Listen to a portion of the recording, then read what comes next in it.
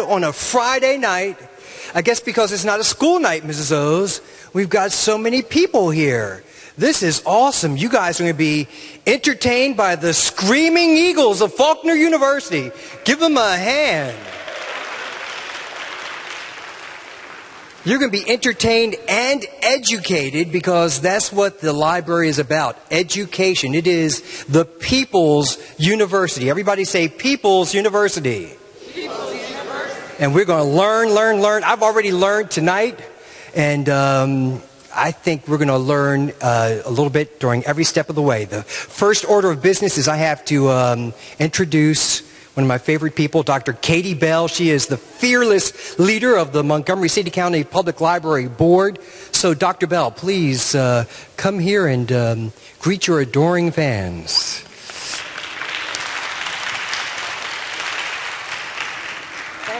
Thank you very much. And yes, it is a pleasure to be here. It is a pleasure to be here with you tonight. I've been with children for a long time, and I never outgrow them. It's always so wonderful seeing our youngsters move forward and do positive things. And as said, I bring you greetings from the library board, our staff, as well as all of the users. We're very, very happy that you are a supporter. And if you're not a supporter of the library and a user of the library, this is your personal invitation to please take advantage of the wonderful facilities we have all over this city and county. And if you don't know what we have, and like so many of my friends have said, I haven't been to the library since I was in high school. Take a minute to go out on the web and just read. And if you don't have time to do that, just call the library number.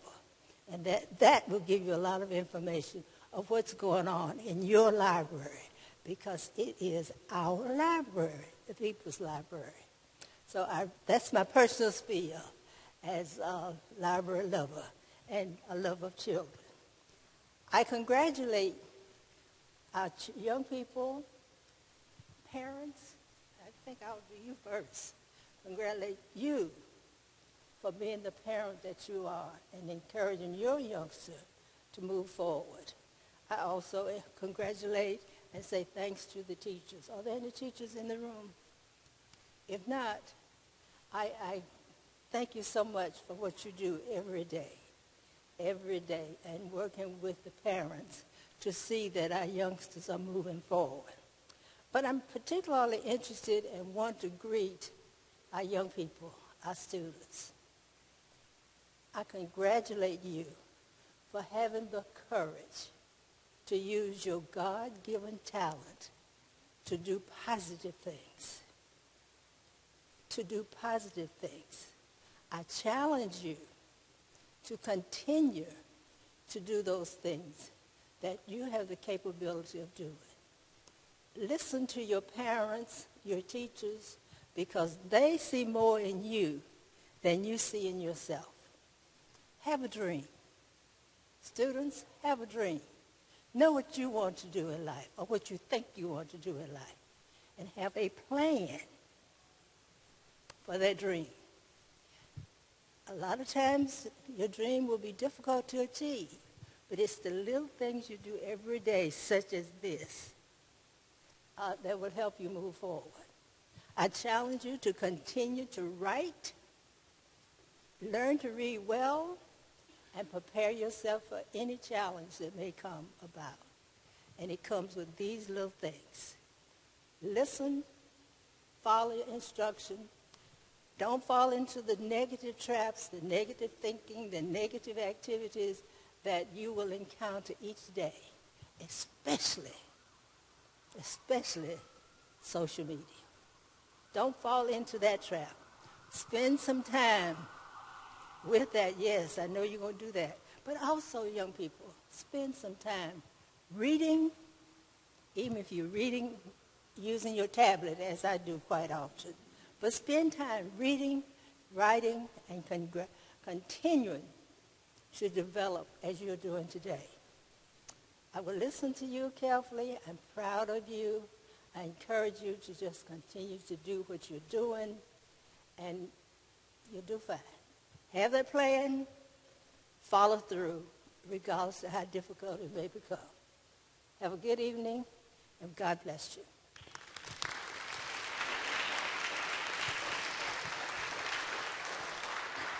Thank you, Dr. Katie Bell. And good evening. How are y'all doing?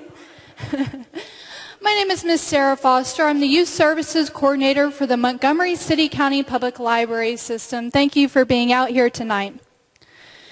Tonight, I do encourage you to have your phones out, video, photography, post it to social media, and do a hashtag MCCPL Black Voices so that we can find out what y'all saw and share that information with others. Tonight, I also want to introduce our judges. We have 3 judges here tonight. We've had 9 judges over the whole event doing judging, and we want to thank each one of them. We have Miss Sheena Earl here tonight. Sheena Earl lives and works in Montgomery, Alabama, with the National Broadcast Media Company. She receives her BFA in theater and minored in African American Studies, and is currently pursuing her master's degree in strategic communications through Troy University.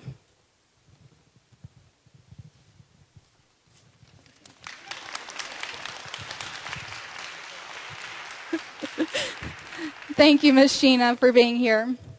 We have Miss Georgette Norman. Miss Norman was born, reared, and educated through grade 12 in Montgomery, Alabama at Alabama State College Laboratory School.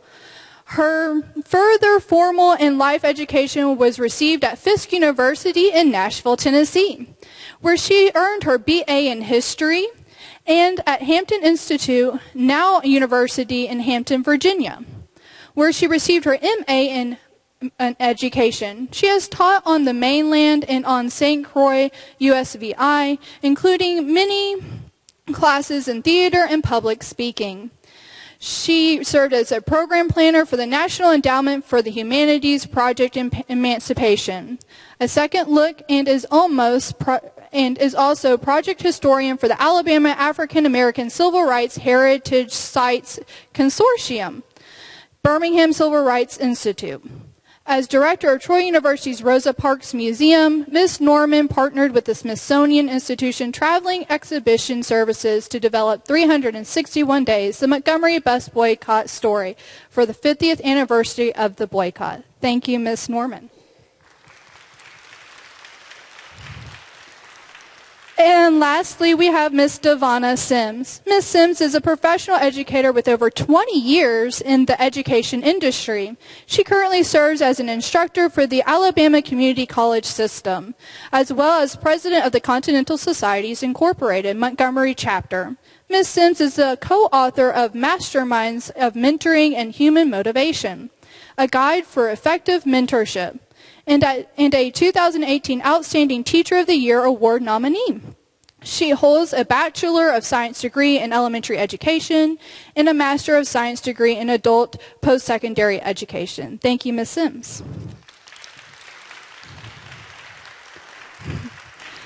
Tonight, our judges are going to be viewing these presentations for many different things. They're going to see, is the child enunciating? Did they stand up close to the mic so that we could hear them? Or did they mumble? We're also going to find out, did they dress like the character? Could we identify them by what they were wearing? Did they memorize the piece? And several different other categories such as eye contact also. So there are several different things that they're going to be judging on, and we wish the best of luck to all 9 contestants tonight.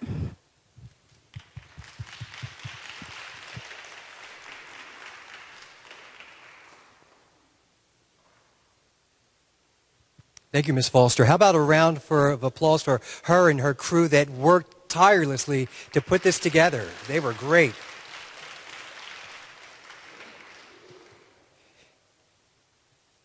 Just so you know, there are going to be 3 groups of contestants. Contestants that are in 3rd to 5th grade, contestants that are in 6th to 8th grade, contestants that are in 9th to 12th grade.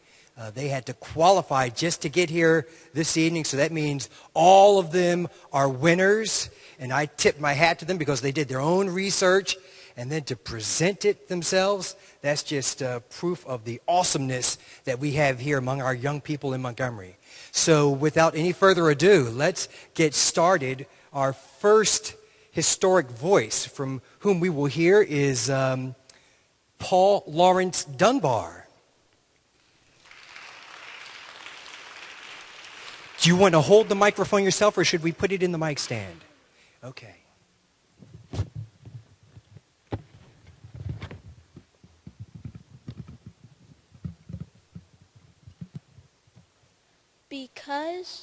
Because I had loved so deeply, because I had loved so long, God in His compassion gave me the gift of song. Hi, my name is Paul Lawrence Dunbar. I was born in 1872 in Dayton, Ohio. I became a famous author, but I came from humble beginnings. My father had been a slave in Kentucky. He used the Underground Railroad and escaped north to freedom. During the Civil War, he fought with the 55th Regiment, Massachusetts. After the war, my mom, Matilda, who had also been a Kentucky slave, moved to Dayton, Ohio, where she married my father. I was one of the first generation of blacks born free in the USA. My parents made sure I would never forget it. Father told me stories filled with barbarity, barbarism, and brutality. Because Mom did not like these stories, she told stories filled with humor about her past, and she invented voices for each of her characters. Later, I added both my father's fury and my mother's humor to my own stories. I wrote my first poetry at age 12. I was trying to put words together with a jingling sound. When I was 16, a newspaper published a poem that I wrote for the very first time. It was titled, Our Martyred Soldiers. It ended like this. Sleep on, ye soldiers, men of God, a nation's tears bedew the sod. 'Tis but a short, short time till ye shall through the shining portals flee. And when this memory lost shall be, we turn, O Father God, to Thee. O find in heaven some nobler thing than martyrs of which men can sing. I was the only black in my high school class. My classmates Orville and Wilbur Wright, who later built the first airplane, became my friends. After we graduated, they even published my first newspaper, which was written for the black community. At that time, it was very hard for a black man, even a very talented one, to find a job writing for a newspaper. So, I became an elevator operator at the Callahan Bank building downtown. Sadly, I was only paid $4 a week. One day, my former teacher invited me to do a poem for the Western Association of Writers, who were meeting in Dayton the following week. Many of the most accomplished writers of the day heard me speak there. The next morning, some of the writers tracked me down in the elevator, and because they liked my presentation, they asked me to read another poem. After I did, I rushed back to work. With their encouragement, I decided to write a book of poems. The book was titled Oak and Ivy. One of the poems in it was Ode to Ethiopia, which was written to honor black Americans. No other race, nor white or black, when bound as thou wert to the rack, so seldom stooped to grieving. No other race, when free again, forgot the past and proved them men, so noble in forgiving. I wrote a new book called Majors and Minors. After that, I became famous all around the world. I went to New York City and listened to Frederick Douglass as he gave a speech to a bunch of racists. At first, they laughed and harassed him. By the end of his speech, they became respectful. Then he called me up to read my poem. I became a symbol to African Americans in the struggle for equal rights. I was associated with many of the most notable men of my day: the Wright brothers, Frederick Douglass, President McKinley, Booker T. Washington, George Washington Carver, and President Teddy Roosevelt. There are many lessons you can learn from my life. Number 1, it doesn't matter what background you come from, you can still do great things if you work hard, even when things aren't going your way. Be persistent about your passion. Ask for help when you need it, and don't be afraid to ask questions. 2, you don't know who you might meet. The elevator man, your next door neighbor, or even the kid at the next desk. Maybe the next great poet. And 3, everyone needs encouragement. Take time to notice the people around you and nice things you can say to them. I might have eventually given up on my dreams if someone hadn't taken the time to cheer me on. I leave you with these lines. At last we move, how thrills the heart, so long impatient for the start. Now up o'er hill and down through dell, the echoes bring our song. Farewell.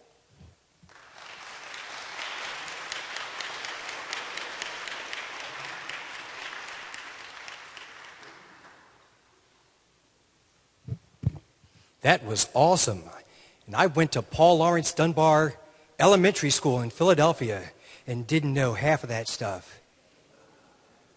I didn't know he was from Dayton and had met the Wright brothers, or that he was an elevator operator. And that profession always has its ups and its downs. Thank you very much. Judges, have we collected all of our tabulations? We still have one more. Okay, all right. Well, then let's do a history of Black Voices annual tradition. That's trivia. Who has their thinking caps on and is ready for our first question? We've got lots of prizes here, but only if you are confident enough to give us an answer. A lot of these questions are going to be answered tonight because it just so happens our finalists have chosen these people to profile. Let's see. Everyone on the first page is we're going to hear from them later tonight.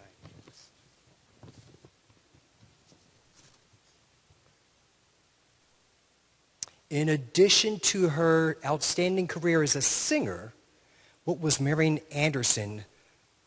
position was Marian Anderson appointed to by President Dwight D. Eisenhower? We know Marian Anderson was a singer, but I like Ike. President Eisenhower also appointed her to another position. Is there anyone that knows? This lady's grinning and smiling. You must know. You were messing with him. Okay. Do you know that gentleman or do you? Well, then we must give him a microphone. Here. No? Okay. All right. Anyone know? That was unfair. Wait, here's. All right, now wait, first tell us your name. I'm Sheena. Are you the Queen Sheena? Sure, I'll accept that. And Sheena, what other position did Marian Anderson, the great singer, have after she was appointed to that position by President Eisenhower? Was it a UN ambassador? Yes, we're going to give you UN ambassador. It was a U.S. delegate to the United States. Round of applause. You can have some candy that's bad for your teeth, or you can have a wristband just like this right here that commemorates Black history. Okay. All about the wristband. Thank you very much. Thank you, Queen Sheena. We're ready for our next presenter, and that is someone that I should not have left that far away. Dr. Mae Jemison, come on down. Would you like to hold the microphone, Dr. Jemison, or you want to put it in the mic stand? You'll hold it.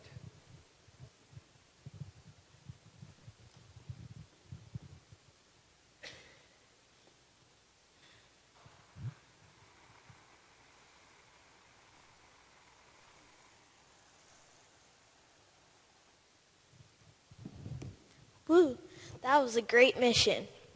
Oh, what mission? Mission ST-47.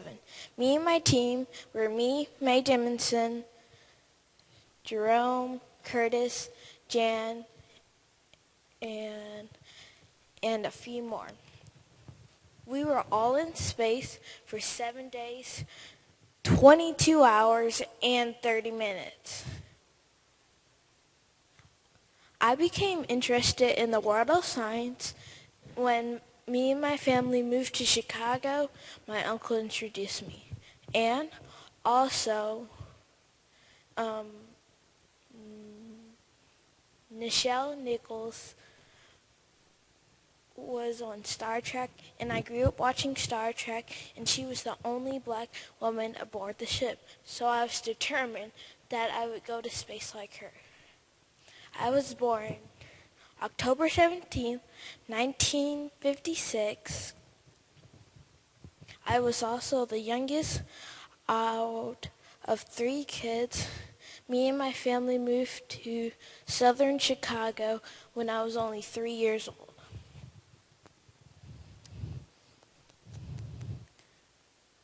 September 12, 1992, I became the very first black woman in space when the space shuttle carried me and 6 other astronauts around 126 orbits around the Earth. When I finally left NASA, I was rewarded with honors and medals. I now work at a space camp that I started and also attend 100-year Starship. A few more facts is that my father was a carpenter and my mother was a teacher. If I can have any skill in the world, it would be typing. I enjoyed theater production and practice, and also established the Jemison Group. A few accomplishments in my life is that I was a doctor, chemical engineer, astronaut, writer, and teacher, and many more. Am I still inspiring today? Check out my TED Talks.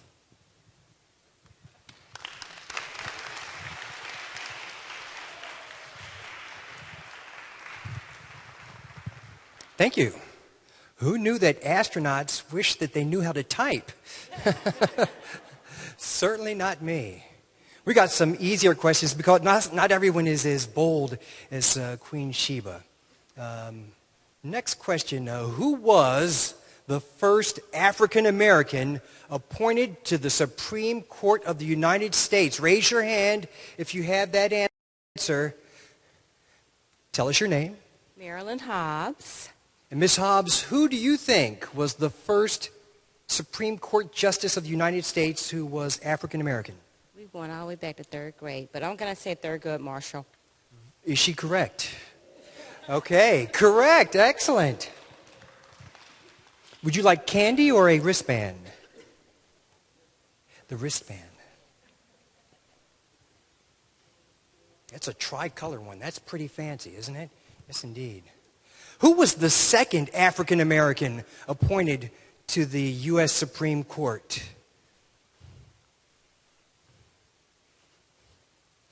Sir, let us have your name. Kenneth Waters. Mr. Waters, who do you feel was the second U.S. Supreme Court Justice who was an African American? Clarence Thomas, do we think he's correct? You are correct. Would you like a wristband or some candy? Wristband, okay.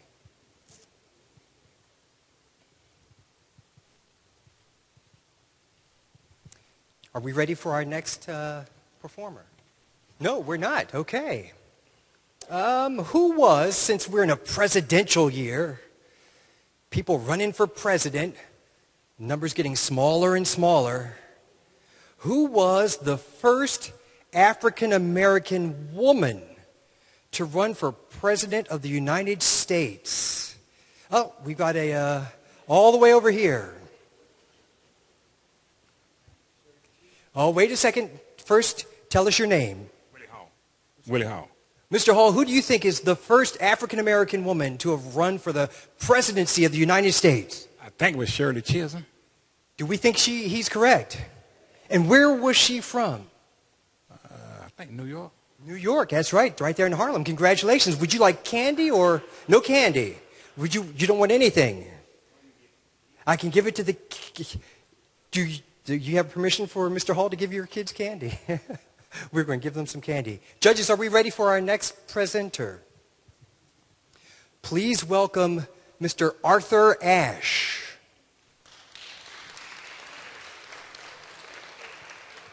Now that looks like his real tennis racket there, too. Do you want to have this in the mic? Okay.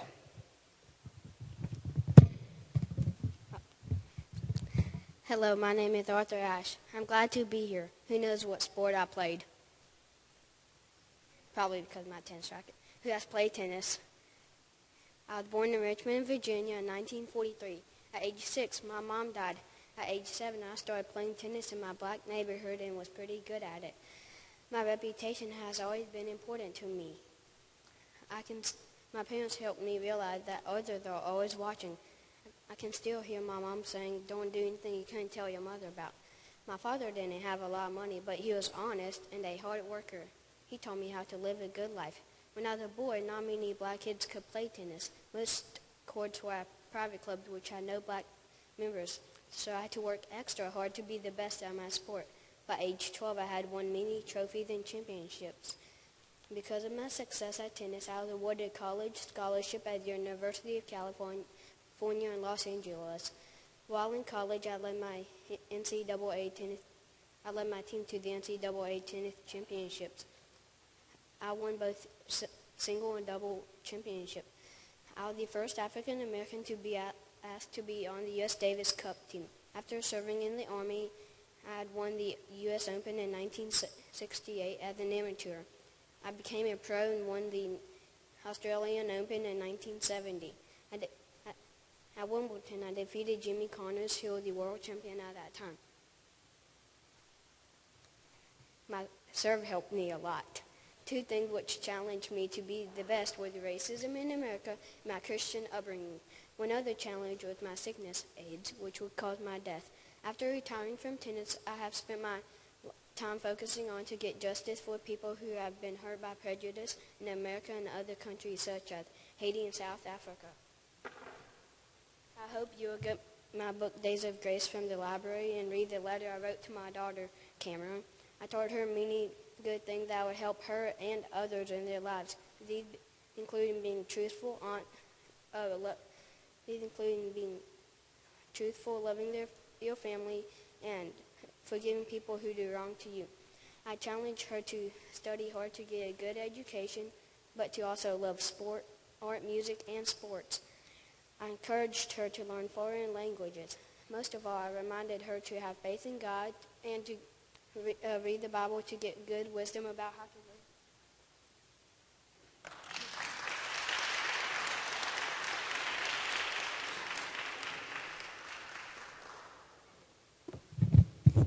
How about a round of applause for our 3rd through 5th graders?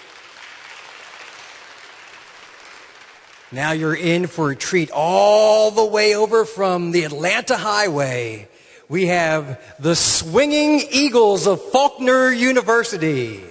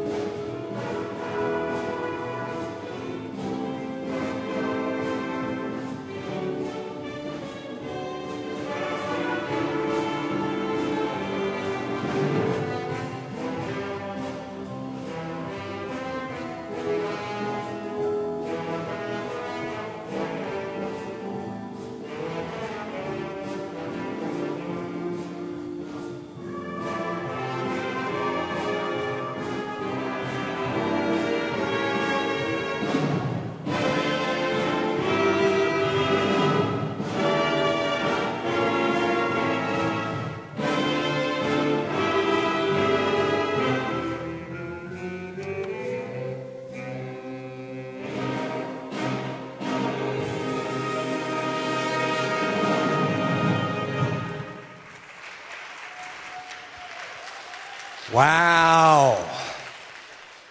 I'm going to let you in on a little secret. The bongo player is not a Faulkner student yet. He's only in the 8th grade. There he is. Were they fabulous or what?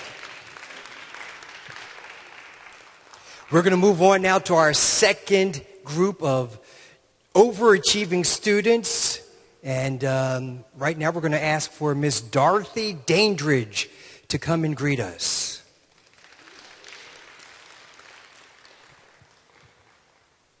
Miss Dandridge, do you want to hold it or shall I give you the mic? You'll hold it, okay.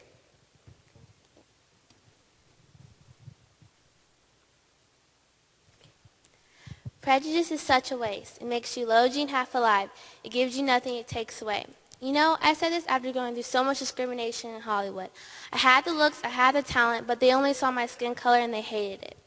Let me tell you a little bit about myself. My name is Dorothy Dandridge, and I was born November 9, 1922 in Cleveland, Ohio. Now, my mom was Ruby Dandridge, a beautiful actress, but I never knew my dad since he left before I was born. My mom wanted me to be just like her, so she put me and my sister Vivian in plays at our churches and schools. Me and my sister Vivian moved to California and started our own musical group, the Dandridge Sisters. What fun memories. We actually got gigs at the Cotton Club, but we weren't allowed in every club. Most of the clubs denied me because of the color of my skin and wouldn't even allow me to eat. But I got through all those hard times by getting small roles in films like A Day at the Races and Going Places. I married Harold Nicholas, but our relationship wasn't happy, and I decided to stop my career at the time. I had my daughter, Harolyn, in 1943, but soon discovered she had brain damage, and most of my life was dedicated to her. Me and my husband decided to end our relationship in 1951, and I got back to my solo career. I performed in the Mocambo Club and La Vina Rose, which boosted my career in so many ways, allowing me to go to London, Rio de Janeiro, New York, and San Francisco. I got my first leading role in Bright Road, where they call me a wonderful and emotional actress. Now, one of the roles you probably know me for is in Carmen Jones. Because of Carmen Jones, I was the first African American to be nominated for an Academy Award. Even though I didn't win, I was still put on the cover of Life magazine. After my role in Carmen Jones, I wanted other leading roles, but never got them because of the color of my skin. Because of this discrimination, I got involved with the National Urban League and the NAACP. I got a role in the famous Porgy and Bess, but it ended up being a bust because the fire destroyed the costumes and sets. I filmed in my last role, Malga, which was a British film where I played a British woman. I married Jack Dixon, but we soon divorced because of financial issues, and let's be honest, he treated me horribly. That was such a hard year for me because I found out the people that were handling my money had actually sold $150,000, and I had to owe the IRS $139,000 in back taxes. I had to put my Hollywood dream home up for sale and put my child in a state institution mental care facility. Even though I'm deceased, I like to thank actresses Halle Berry, who produced and starred as me in a movie about my life, introducing Dorothy Dandridge. And I'd like to thank Hollywood, who finally recognized me with a Hollywood star in 1984. Thank you, ladies and gentlemen, and keep dancing and singing through life.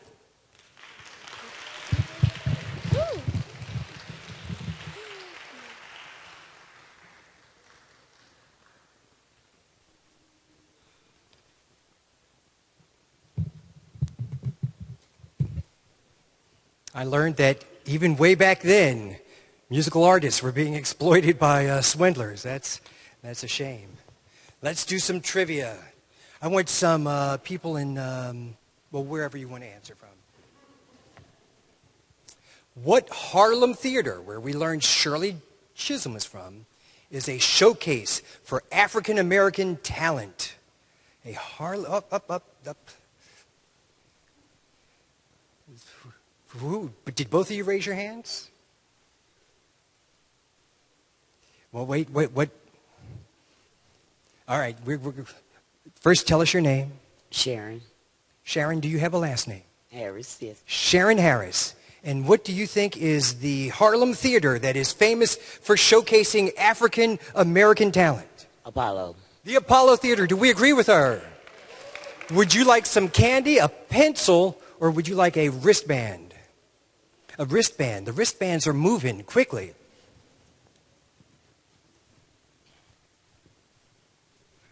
Do you know what street in Harlem it's located on? 125th Street, but she was saying Lexington. Is it 125th in Lexington? You used to live in Harlem? I spent some time in New York. Did you go to that famous restaurant that's right there on the same block? I forget the name of it, but I did visit that restaurant, and it has great food. It's been sold. Now it's owned by a Japanese corporation. Did you know that? Yes. See the things you can learn here at the History of Black Voices contest. We're now ready for our next black person of history, Harriet Tubman.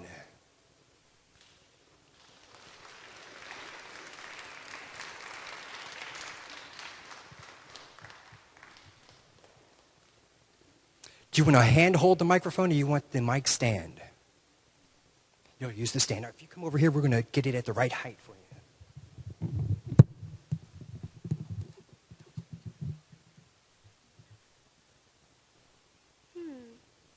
I started with this idea in my head. There's two things I've got a right to, and these are death and liberty. One or the other I mean to have. No one will take me back alive. I will fight for my liberty. And when the time has come for me to go, the Lord will let them kill me. Hello, my name is Harriet Tubman. You probably thought I was a man, didn't you? Don't feel bad.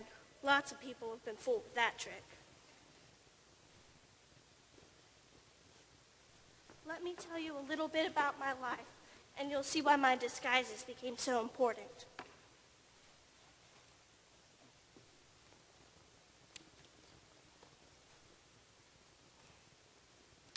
I was born somewhere between 1820 and 1822 to Ben Ross and Harriet Green.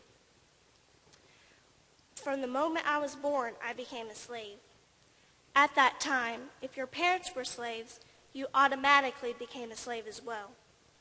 When I was only 5 years old, I started babysitting my younger siblings.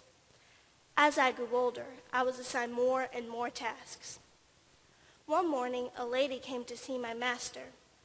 I soon found out that she wanted an inexpensive slave to act as nurse for her sick child.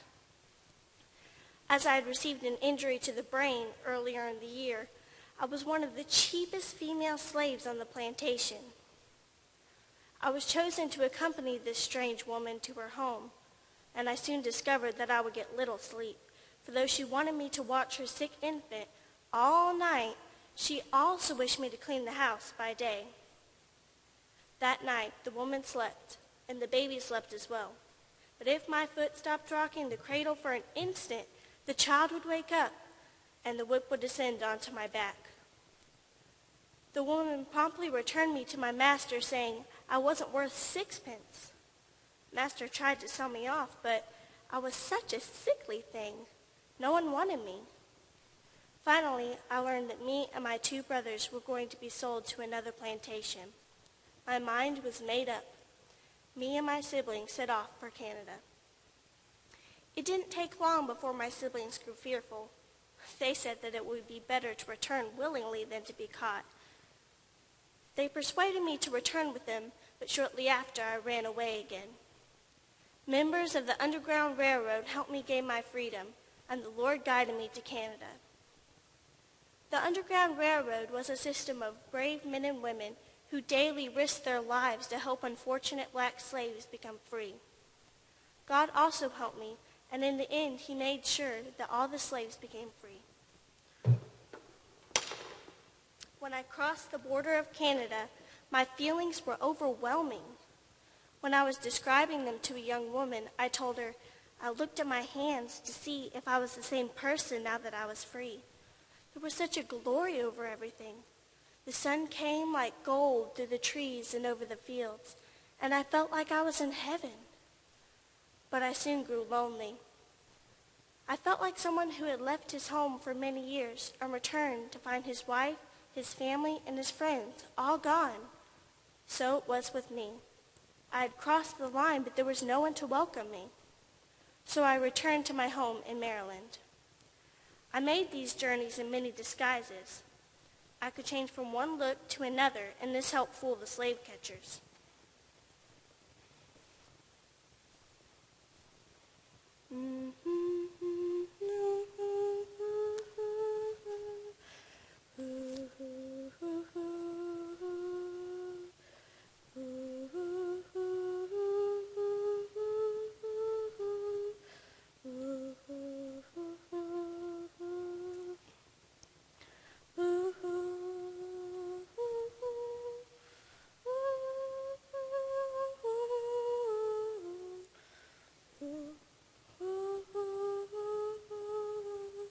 Let my people go.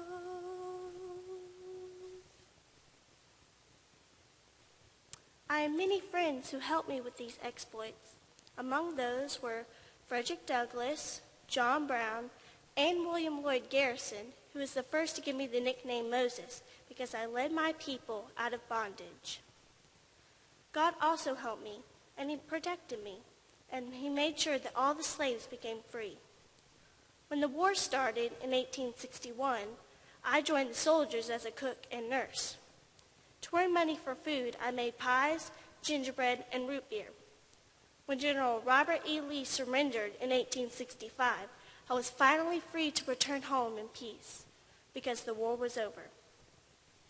I had once said, death or liberty, one or the other I mean to have. I was lucky enough to achieve liberty and to bring many others to freedom as well. If you are like I was as a child and you feel like you can't amount to anything, remember that if you put your trust in God, you can still do great things. Some people are in awe because of all that they believe that I have done, but I just tell them it wasn't me, it was the Lord. I always told him, I trust you. I don't know where to go or what to do, but I expect you to lead me. And he always did. Thank you.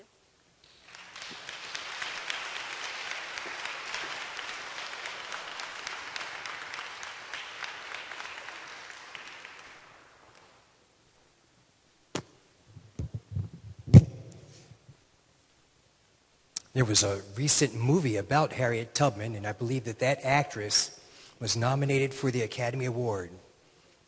Now, who can tell me the first African-American woman to be nominated in 2 consecutive years for an Oscar? Dun, dun, dun, dun. What's your name? Noelle. Noelle. And how old are you, Noelle?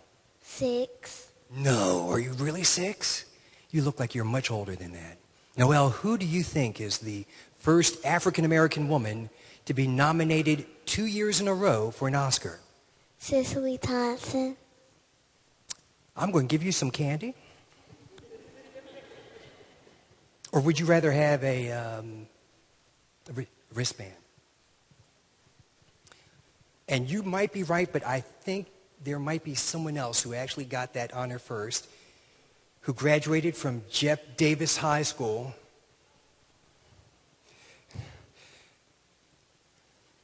What is your name? Micah. Michael. I'm Michael. Micah. Okay. Michael, what is your last name? Young. Well, I'm not Young, that's for sure. Micah Young, who do you think is the first African-American actress to be nominated for an Academy Award 2 years in a row? Octavia Spencer. You are correct, young lady. What would you like, a pencil or a wristband? How do you know I was even going to offer you a wristband? Well, we're going to give you one.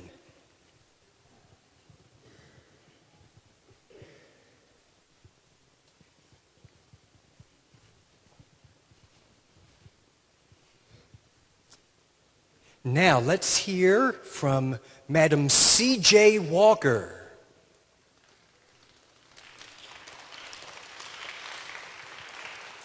Ms. Walker, do you want to hold the microphone? You want to hold it. Is your hair short, breaking off, thin, or falling out? If so, write for Madam C.J. Walker's wonderful hair grower. Is your scalp itchy and dry? She has something for that too, her wonderful scalp ointment. Who is this Madam C.J. Walker you hear of? Well, moi, of course. I'm the first African-American woman to become a self-made millionaire. Now, before you start lining up to buy my products, let me tell you a little bit about myself. Where do I start? Yes, the beginning. My original name was Sarah Breedlove. I was born on December 23rd, 1867, 2 years after the end of the Civil War. My parents, Owen and Minerva, had 4 other children before me, but I was the first to be freeborn. Owen and Minerva, God rest their souls, died before I was the age of 7. So I was forced to live with my sister Luvinia and her husband. In 1877, we moved to Mississippi, where I worked as a cotton picker and did housework for a living. At age 14, to escape abuse from my brother-in-law, I married Moses McWilliams, and on June 6, 1885, we had our daughter Alelia. I moved to St. Louis to be closer to my 2 brothers after my husband died. Here, I worked as a washerwoman, earning $1.50 a day to send my daughter to public school. I also met my second husband, Charles J. Walker. In the 1890s, I developed a scalp disorder that caused me to lose much of my hair. I began experimenting with different products to help rejuvenate and grow my hair. In 1905, I was hired as a commission agent by Annie Turnbull Malone and moved to Denver, Colorado. Here, my husband Charles encouraged me to promote my business using the stage name Madam C.J. Walker. In 1907, we took a tour of the southern states promoting my business using the Walker method, which was my formulas for the use of pomade, brushing, and the hot comb. In 1913, I had enough money to move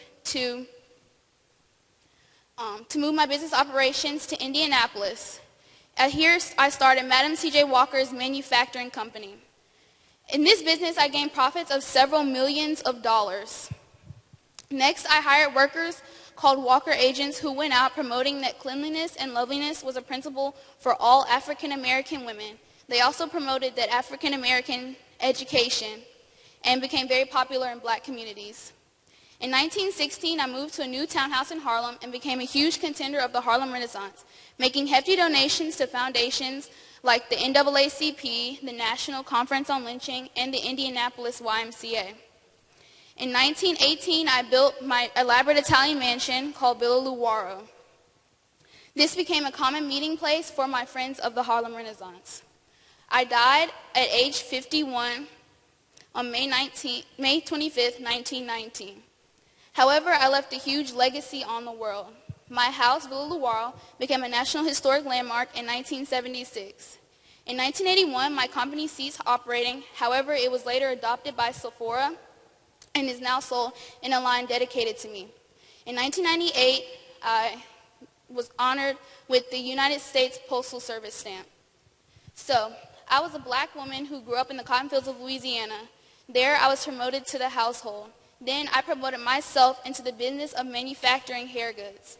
Everyone told me I was making a mistake by going into this business, but I know how to grow hair just as much as I know how to grow cotton. I had to make my own opportunities, but I made it. Don't let opportunities come to you. Go out and get them. I am Miss Madam C.J. Walker. Thank you.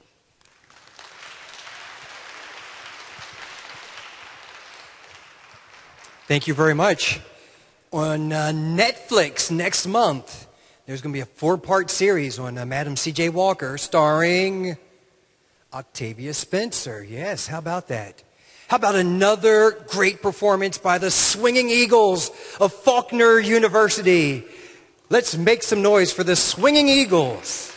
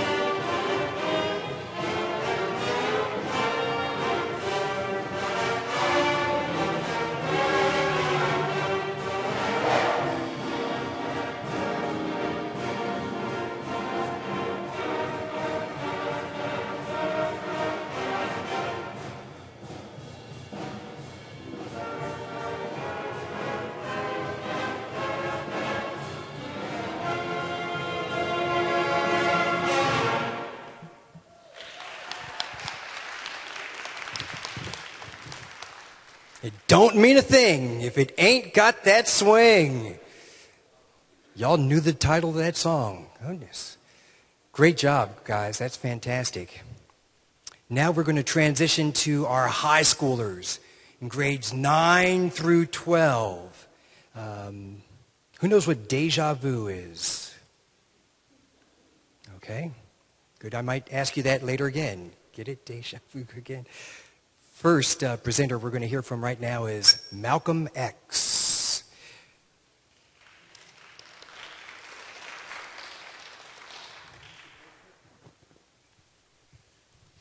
Assalamu alaikum.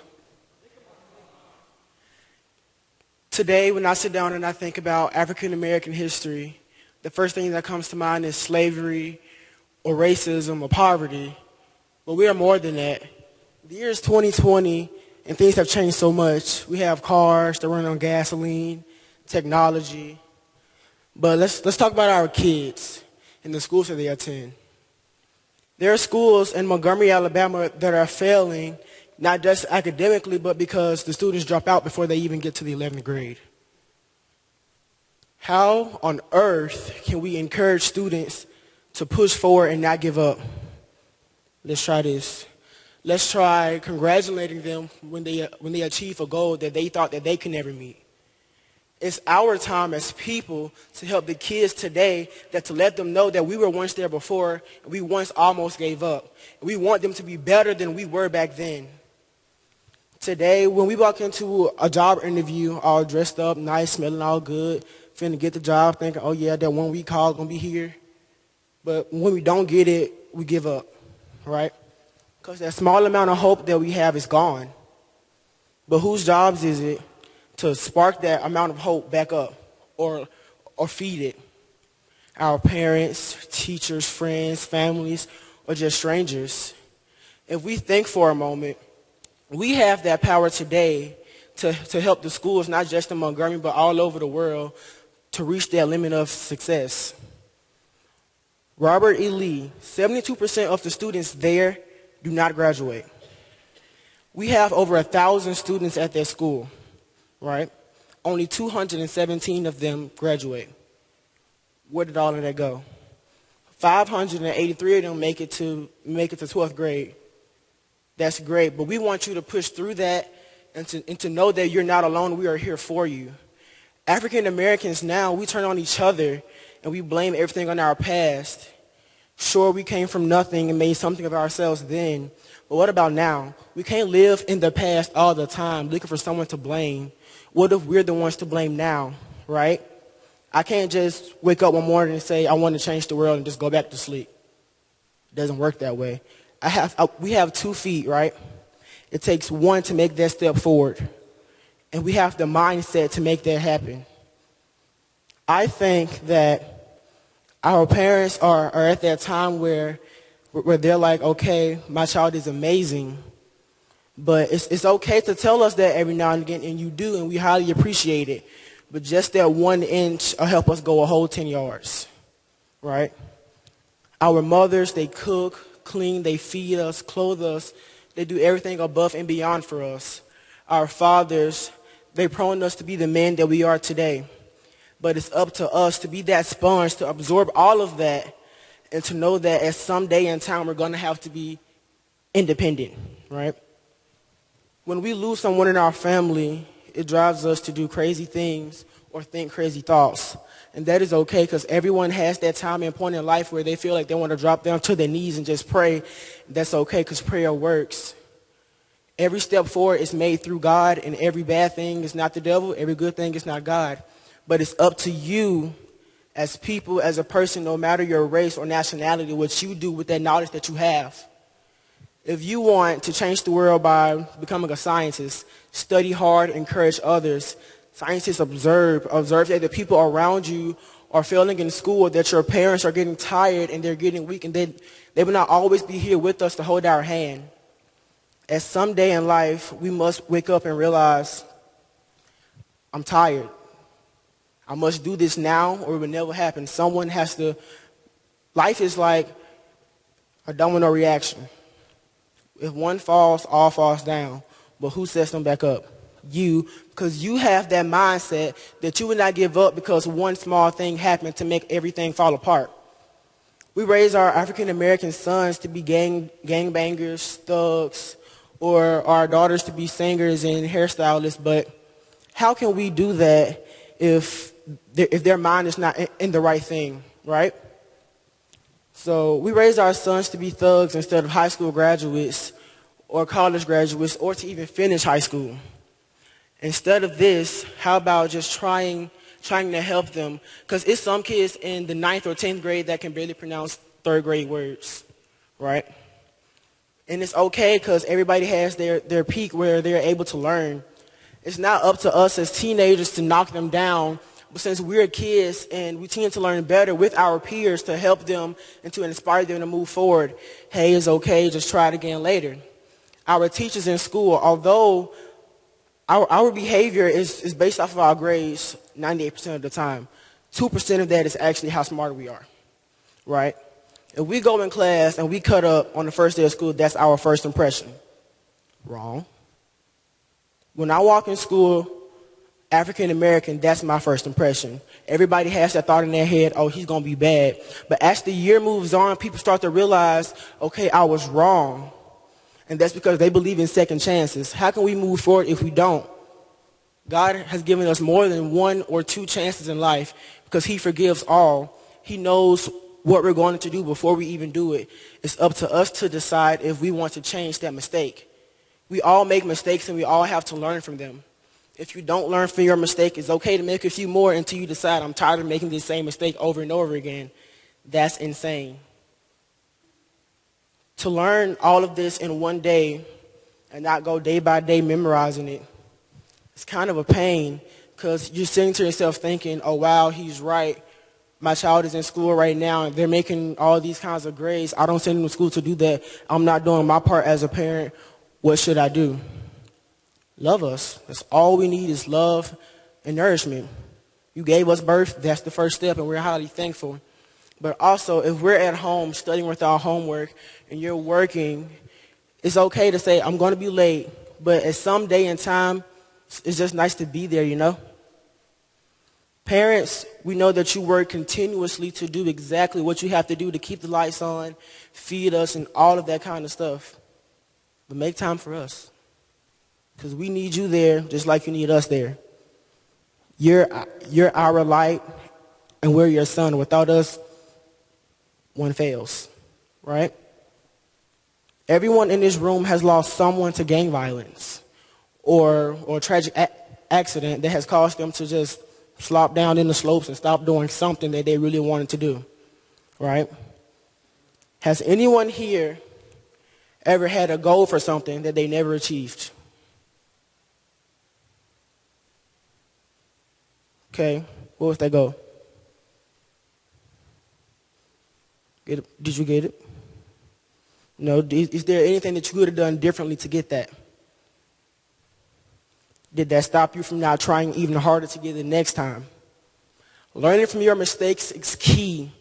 In school, as a kid, as even a baby, as an adult, adults makes more. As you get older, the mistakes start to pile up. It's up to us to decide if we learn from them. And the knowledge we learn is not enough. It's up to us how to execute that knowledge that we gain. I'll leave you with this thought right here. You have one more child before God decides to take you out of this life, right?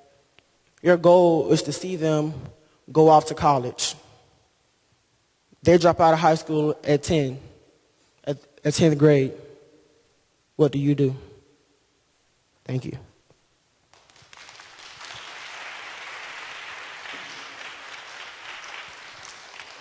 Thank you.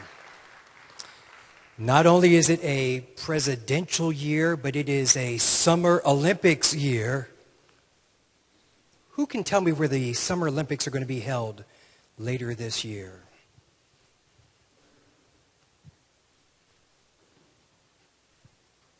Tokyo. You are correct. Would you like a pencil or some candy? No. A pencil? No, of course, a wristband.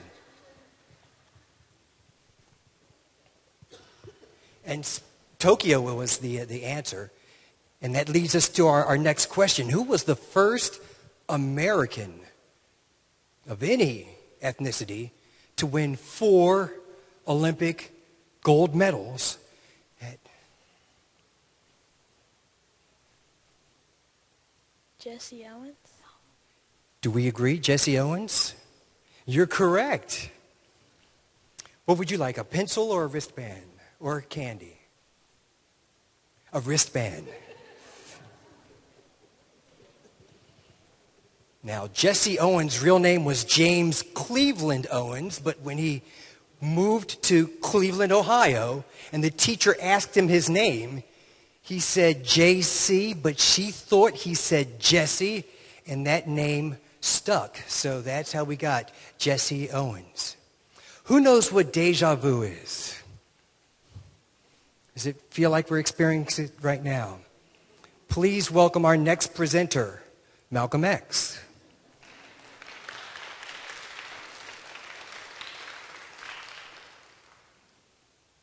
Mr. Malcolm, would you like to hold the microphone? You will hold it. Assalamu alaikum. Peace be unto you. Distinguished ladies and gentlemen, brothers and sisters, friends and foes. It is I, El Haj Malik El Shabazz, otherwise known as Malcolm X. And what an honor it is to stand here before you today. It has been quite a while since I've been in your presence. To be exact, 55 years. I'm sure there's a multitude of questions to be answered. Perhaps, why was I gone for so long? Why were you told that I was killed? How did I go by all these years and still manage to stay so handsome? But I'm assured that all of you would like to know where I was. As many of you may know, I was never a quiet man. If I had something to say, I'd say it. But I soon began to realize that my modus operandi, so to speak, would not be effective forever. There would soon be someone looking to put an end to my authoritative manner. So I made the conscious decision to take a sabbatical, a very remote one at that. It was very difficult to refrain from returning home to my people. So I chose to observe from a distance, watch, and pray that my legacy was enough to push the movement forward, to achieve true progress. But as you can see, if you look at our world today, you can tell that I was, or am, deeply saddened by a lack of progress. What growth have we made as a society, as people? Yes, we have these new machines and devices. Everybody here has a cell phone, right? Okay, but its usefulness has blinded you. How dare you sit there and look at me with widened eyes like this is unfathomable? You act as if the nation you call home isn't still full of racists, corrupt law enforcers, and politicians. Oh, how blind you have become.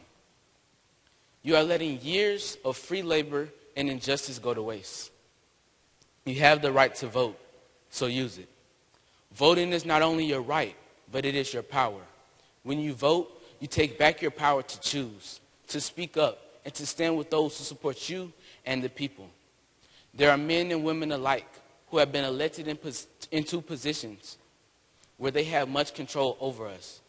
But they use their power in such fraudulent manners, you have to question their motives. This is unacceptable. Why have you not yet acted? Or can you act is the question. But I cannot blame you, for it is the world you live in, content on seeing you belittled and oppressed. You fought a good fight with passion and vigor. There were many of you from all walks of life that took it upon yourselves to pull together solutions to the problems that our people face. And tonight, I say to you, while the fight is far from over, you may rest, soldiers, and rest easy, knowing there is still hope. Yes, alas, while I am standing here before you today to present to you a new purpose, a new vision, a new movement. All these years we've been searching for an answer when it was right in front of us the entire time. I, along with others, intend to create situations where young people, our young people, can study the problems that their community face and learn the importance and significance of their vote. For when you do not vote, you lose the right to complain. These young people have the zeal and grit we once did. They're not afraid to take charge of their future. They are the future of our people. And I refuse to let society brainwash them into believing they're not good enough. So, young people, on this 21st day of February, 2020, I challenge you to take charge. It's your turn to fight for a change. I declare it now. In the name of Allah, you will be great. You will be victorious. You will be champions, young champions of change. You will be successful. You will be heard. You will save our people by any, and I mean any, means necessary.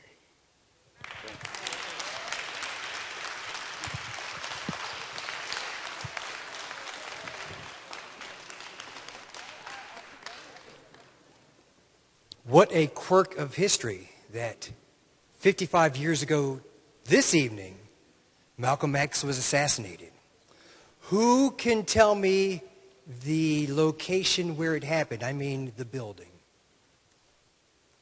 Where was Malcolm X assassinated? February 21st, 1965. Over here. All right.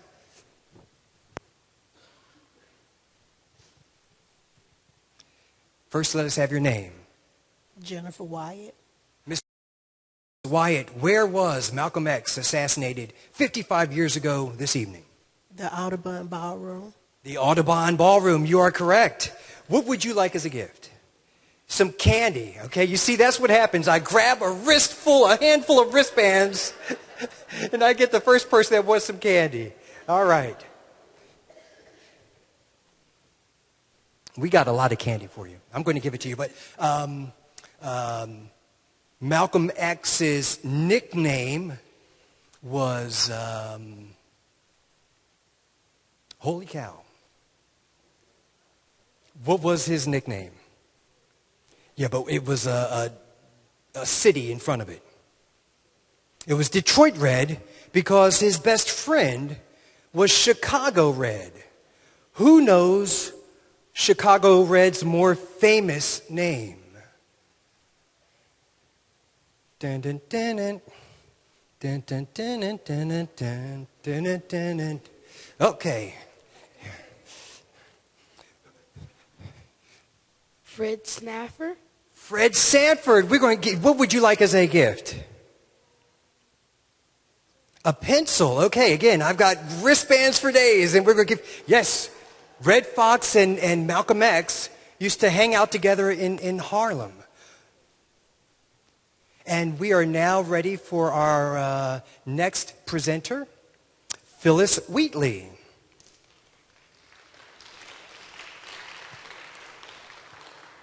Madam, would you like to hold the microphone, or do you want us to put it in the microphone stand?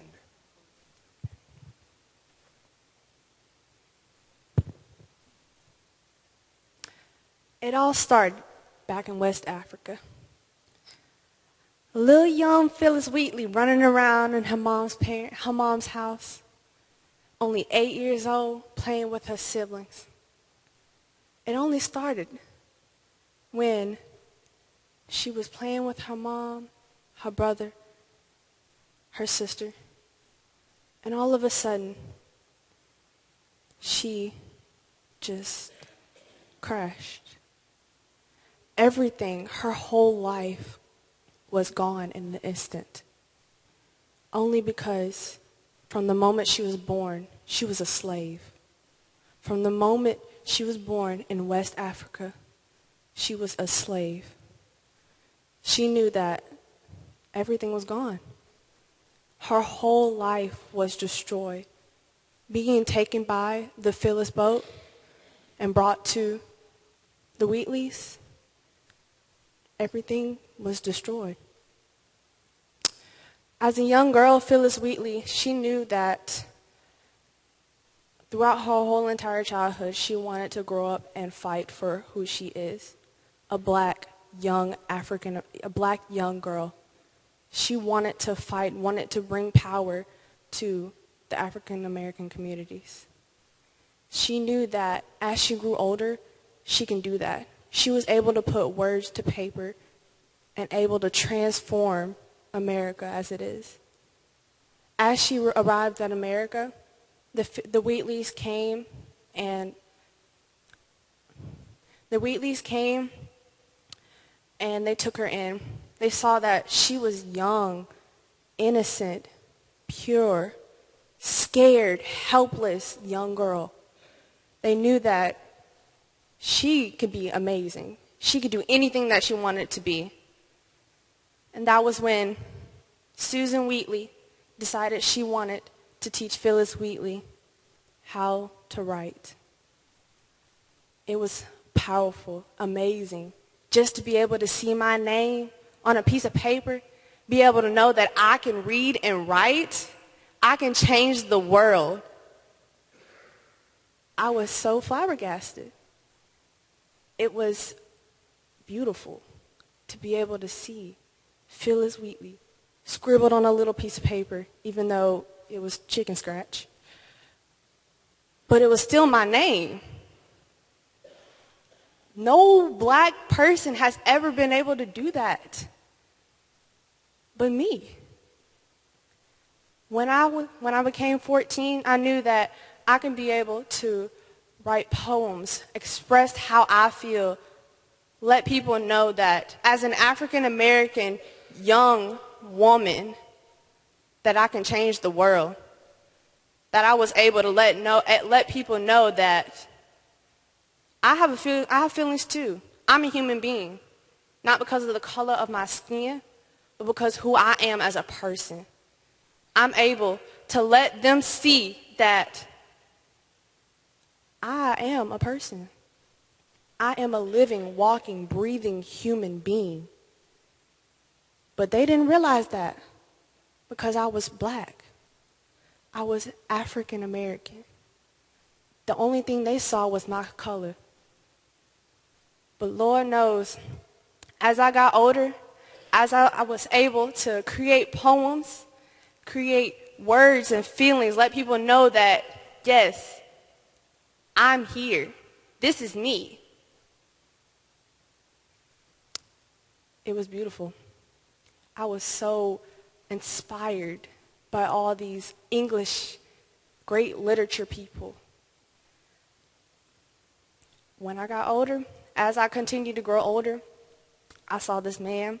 Oh, this beautiful man, John Peters. Man, when I'm telling you, he was amazing. I loved my husband. But it only lasted for only 6 years. When I had my last child, I didn't make it. Things got complicated during birth.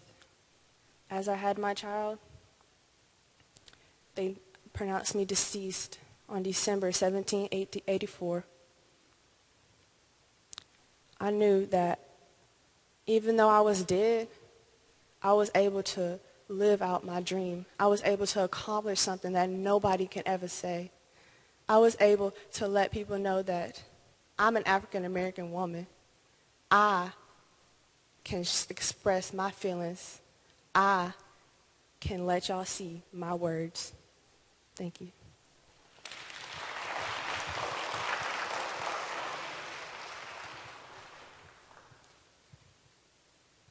Thank you, Ms. Wheatley. Now, for the final performance of the evening, once again, the Swinging Eagles of Faulkner University.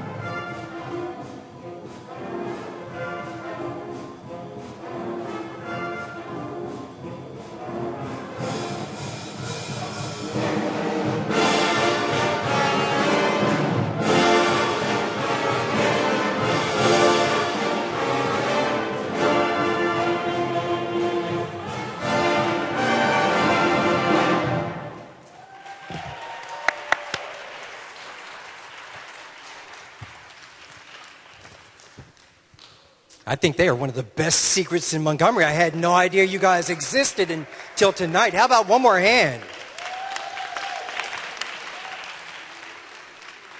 Is it true you're going to have a homecoming concert on the 29th next week? Excellent. How much is the cost of admission for that? Free. Is that free or I'm getting bad information? Okay, that's all. And that's going to be at Faulkner, the homecoming concert. Excellente. Wow. You guys have been a great audience. There's one other person I want to say thank you to. If you're able to hear me, it's all because of Mike Mann way back there in the corner. If you're all here tonight and you're safe, it's all because of Mr. Dennis Potter right there in the back. Now, while we're tabulating the assessments from the judges, let's play some more trivia. This literary great person was commended for her excellence by President George Washington. Who do we think that is? I've been waiting all night for this row to answer a question. What's your name? Julie Miller. Julie. And who do you think George Washington, the founder of our nation, said was a great literary person? Phyllis Wheatley. Phyllis Wheatley, you are correct. What would you like as a gift? Candy, okay. I got nothing but wristbands in my hands, but we're going to get you some candy.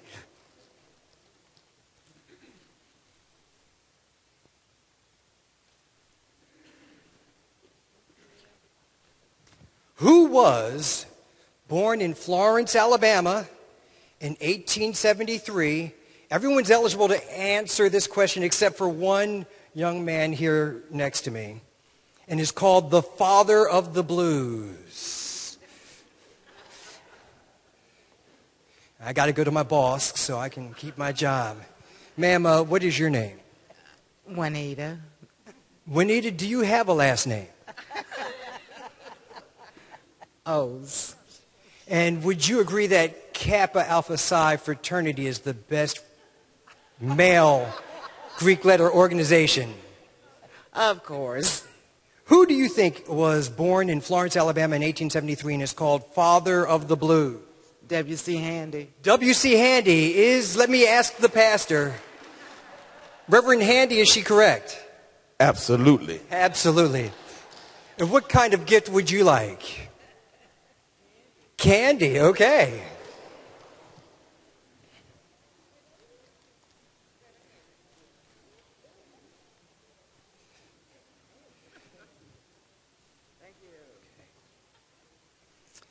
In 1993, she became the first African American to be honored with the Nobel Prize for Literature. She is a two-time winner of the Pulitzer Prize for Beloved, which became a motion picture, and in 1993 for jazz. Who can tell me her name? Is there anyone? I can see nobody. Yes, you're the 6-year-old, right? Okay. Toni Morrison. Is she correct? Absolutely. What kind of prize would you like this time? Candy, okay.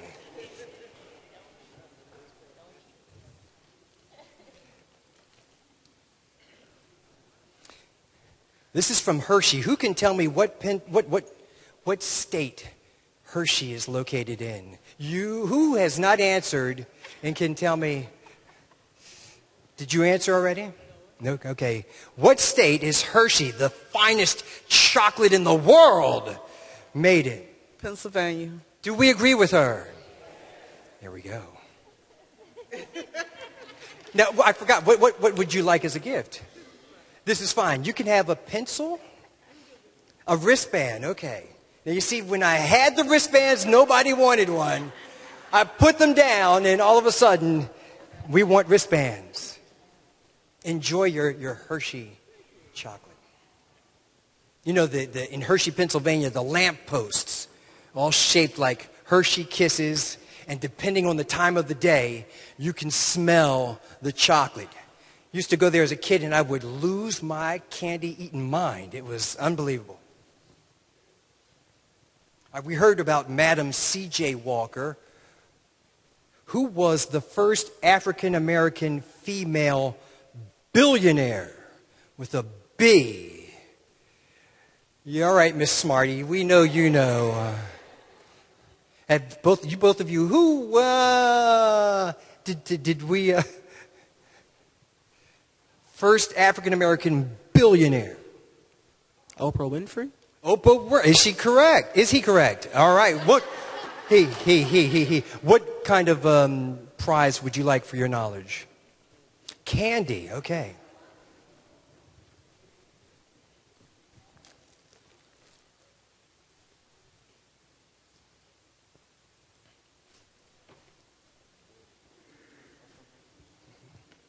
Let's see. What else do we want to know?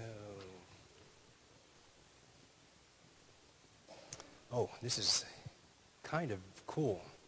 Fruit never falls far from the tree. That's what my father used to say when I did something right. And then when I did something wrong, he'd point to my mom and say, the fruit never falls far from the tree. Who was the first African-American brigadier general in the U.S. military? The question is, who was the first African-American brigadier general in the U.S. military?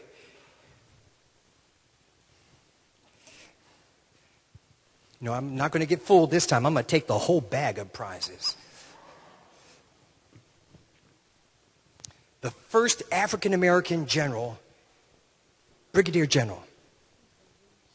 I'm going to guess Colin Powell. Colin Powell. Somebody actually beat him to the punch. All right, we're going to go all the way over here. But a good guess, what kind of present would you like for chocolate?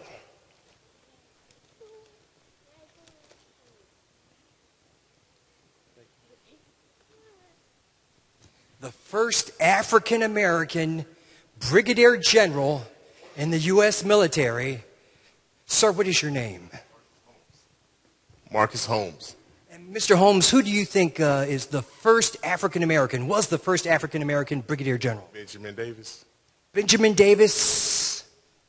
Senior. Senior, excellent. What kind of gift would you like for your wristband? Okay. And who was the first general, African-American general, in the U.S. Air Force? I gave you that gigantic clue earlier tonight, Karen Pruse.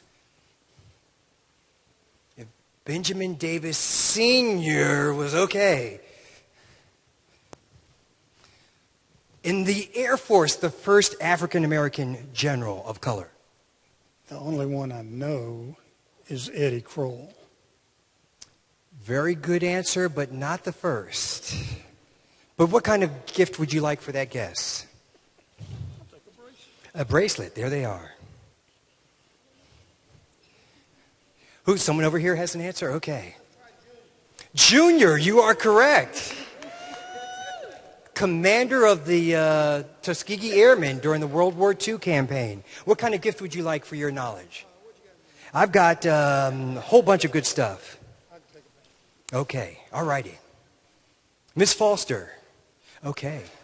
Thank you, everybody. You guys were great trivia guessers and knowers, and I just feel smarter being around you.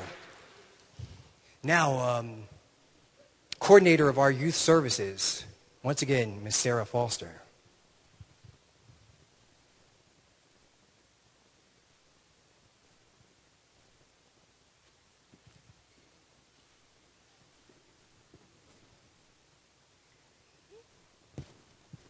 Sorry, I got more in my hands than expected.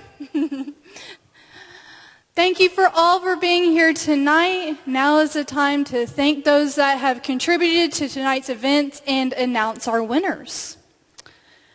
First, we want to congratulate or thank our sponsor, Ross Clayton Funeral Home, for everything that they provided tonight. Everything that you see here was funded by them. Thank you, Ross Clayton Funeral Home. I'm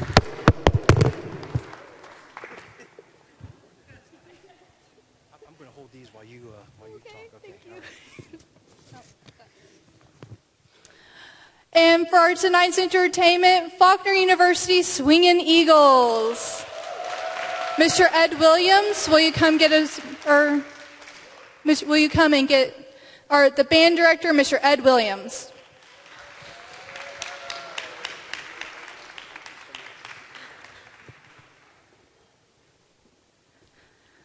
Of course, our Master of Ceremonies, Mr. Michael Burdell.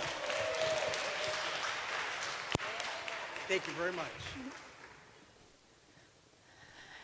And we can't do this without the president of the Board of Trustees, Dr. Katie Bell.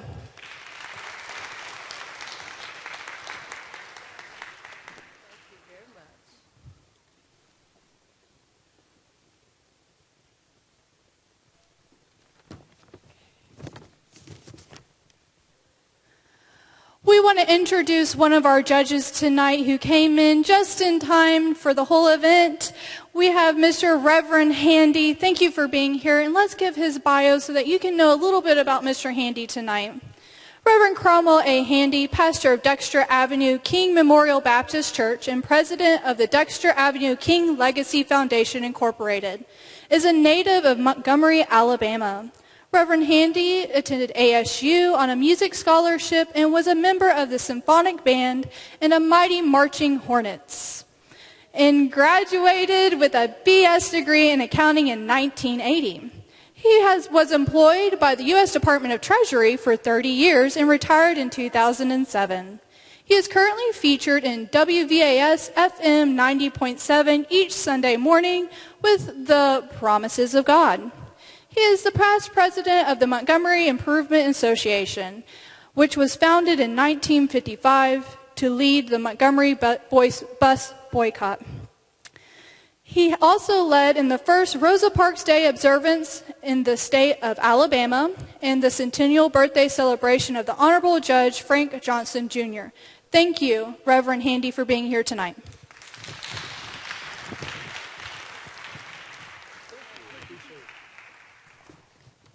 We also want to thank Ms. Sheena Earl for stepping in at last minute. Thank you.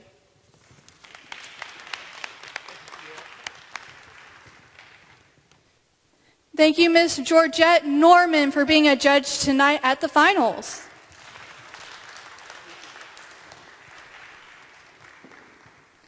Ms. Devonna Sims.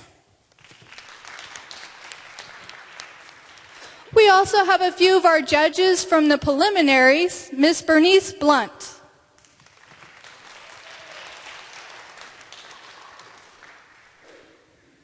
Mr. Carlton Avery.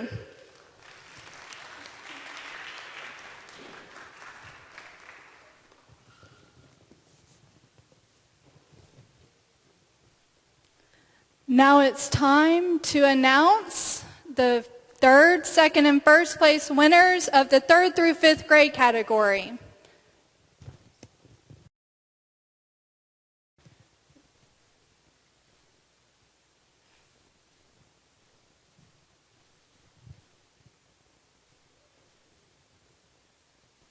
And while we get our packages together, I'll go ahead and remind everyone, 3rd place winners are getting a $50 gift card tonight. 2nd place winners, a $100 gift card tonight. And our 1st place winners, a 2019 Apple iPad. Thank you to Ross Clayton Funeral Home.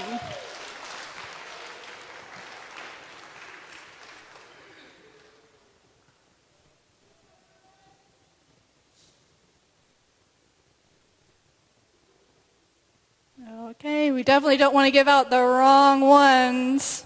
They might not trade them afterwards. Okay, for 3rd place in the 3rd through 5th grade category, Miss Lillian R. Shelton.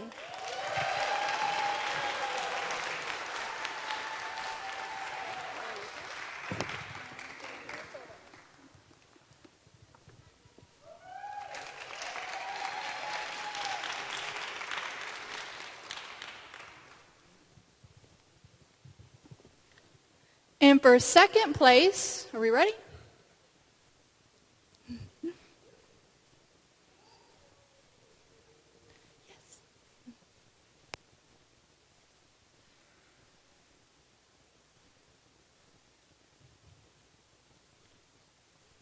In the 3rd through 5th grade category, Mr. Will Birchfield.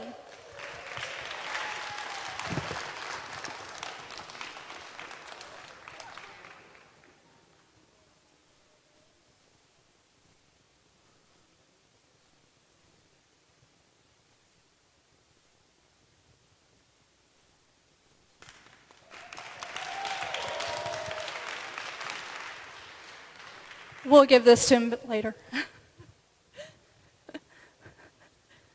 And first place winner, Mr. David Miller.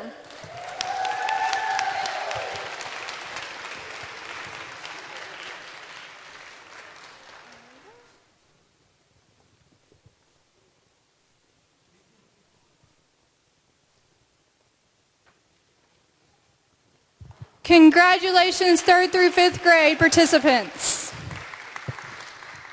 Now on to 6th through 8th grade. 3rd place winner, Micah Young.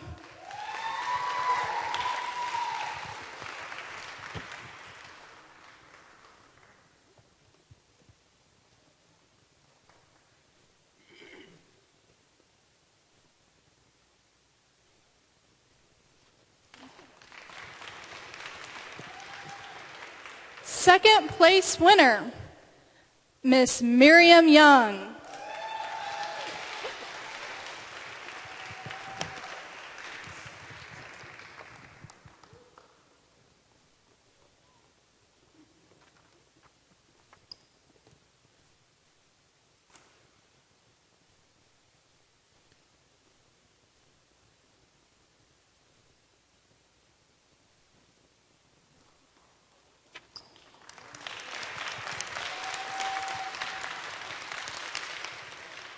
In first place, Miss Evelyn Miller.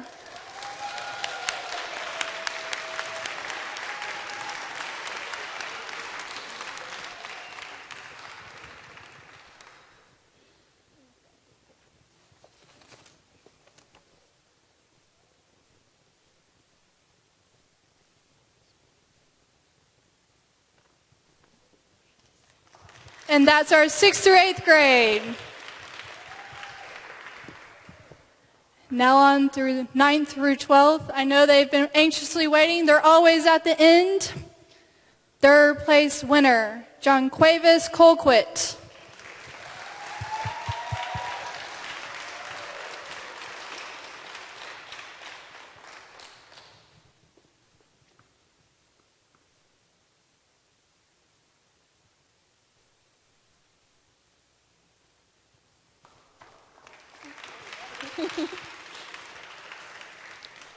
Second place winner, Miss Olivia Jimerson.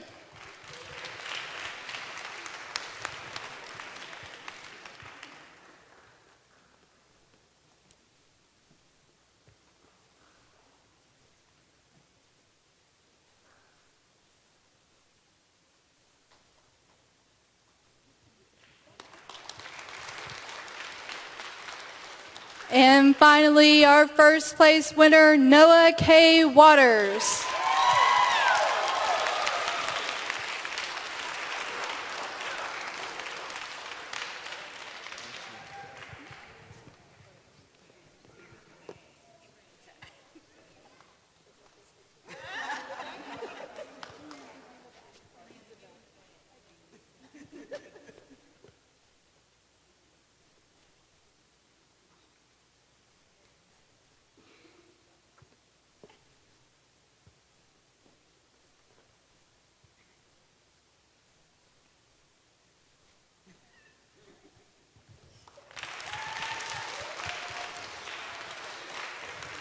We also want to thank Alabama Shakespeare Festival. Each of our participants tonight got 2 tickets to Ruby Bridges.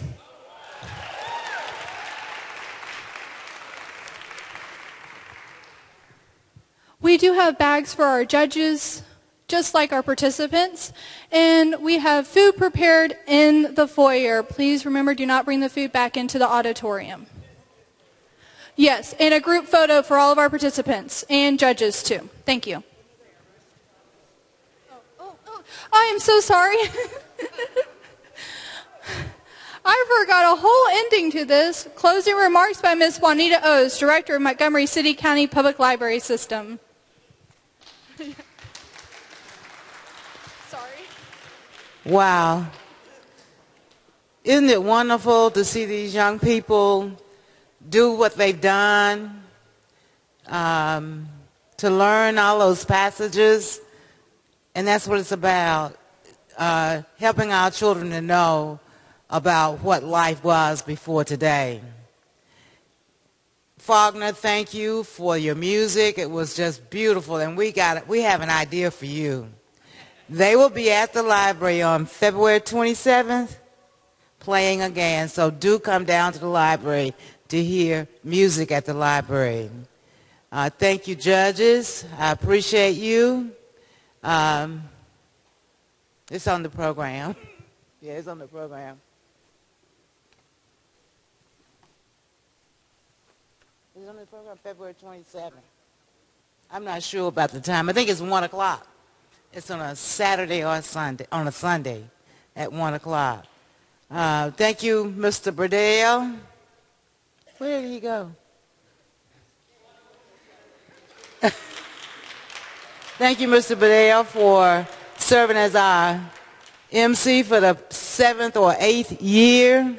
Thank you, mothers and fathers, for the time you put in with your young people to get them to learn those passages, to do the research and present today.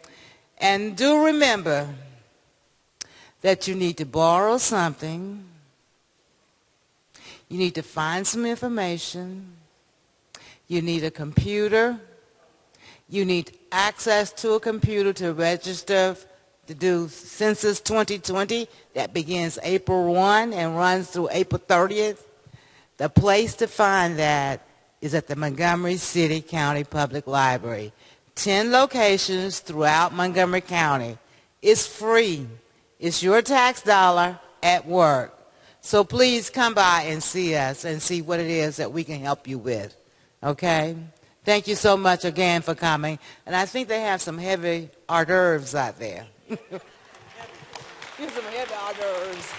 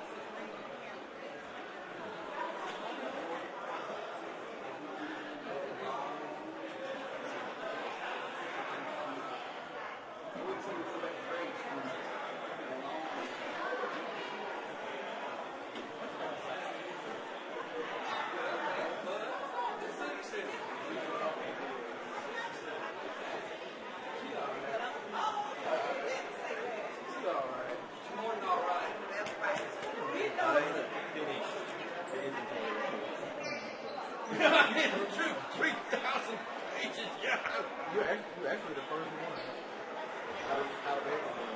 I think we're pretty much fished like Angelica's been out all